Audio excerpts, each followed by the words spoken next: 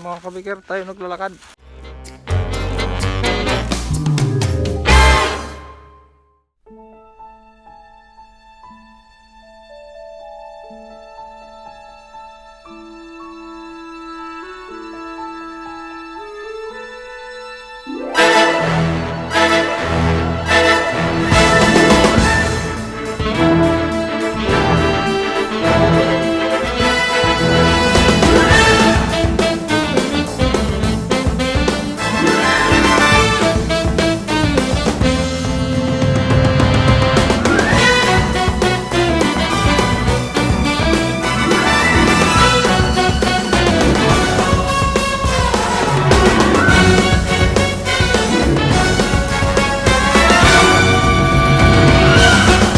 Mga kabikir, tayo naglalakad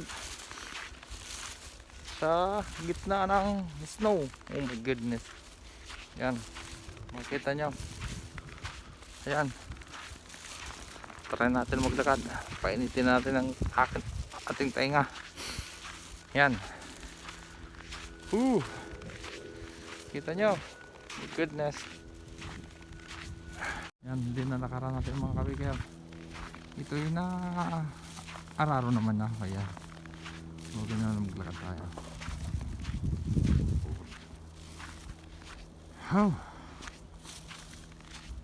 Yan, palamig. Dito po tayo sa gitna ng snow. Masakit na po ang ating tainga. Yan. Oh my goodness, super cold. Po, St. Patrick Elementary School. Dito po nag-elementary yung anak ko. Ayan po, kabundok-bundok na yung yero na yan. Yan po tinatambak nila. Tagal lumatunaw yan. Ayan. Ayan. Oh my goodness. Ayan po, school, St. Patrick Elementary School. Dito rin si Jero namin nag grade 1 hanggang grade 5. Yan po ang daan natin. Ito okay na ang daan natin. Yan, makikita nyo snow. Lalakad daw tayo mga siguro mga 15 minutes tayo maglalakad punta ho bahay natin. Ayan. Dalan po tayo sa ating munting sari-sari store. Try ho natin maglakad. Ayan. Ayan, mainit na. Kikita niya ang init to. Ayan, mainit na pero napalamig pa rin yung ano lang hangin. Mainit ang sikat ng araw. Oh my goodness, napakalamig. Lumalabas na ang sipon ko. Ano, hindi na nakaraan natin. Ayan, sa mga bundok-bundok na isang na yan. Sigat ang kamay ko. Ayan. Ayan po, makikita nyo dito. Yes, me. Sanayan lang ho yan.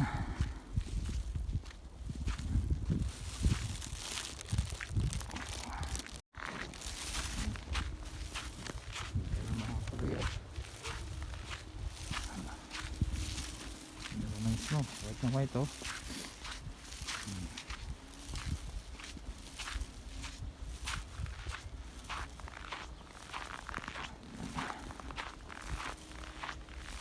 White na white no. Napakalamig. Ano kaya mangyari kung ganito sa Pilipinas mga kabikir?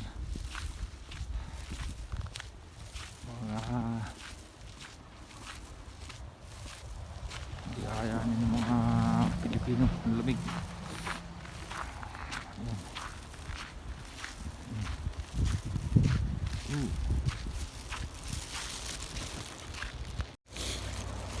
Ano? Labas na ang siguro ko. napakalamig. 15 minutes na tayo mga kabigan naglalakad. Yan. Oh my goodness.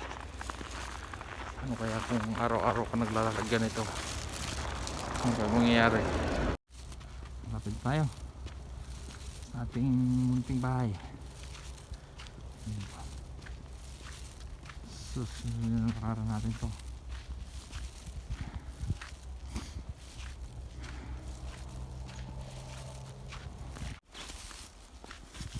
Yan. Buti na pala itong daanan. Masyabon nila. Okay maglakad. Ito po.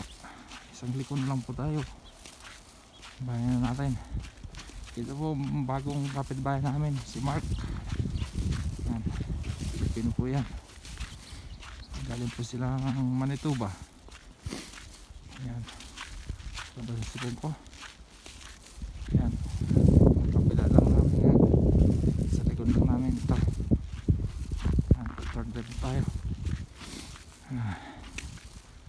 Ganda maglakad. Ay, hindi ka papawisan talaga. Ayan. Ayan. Isang kanto na lang. Darating na tayo.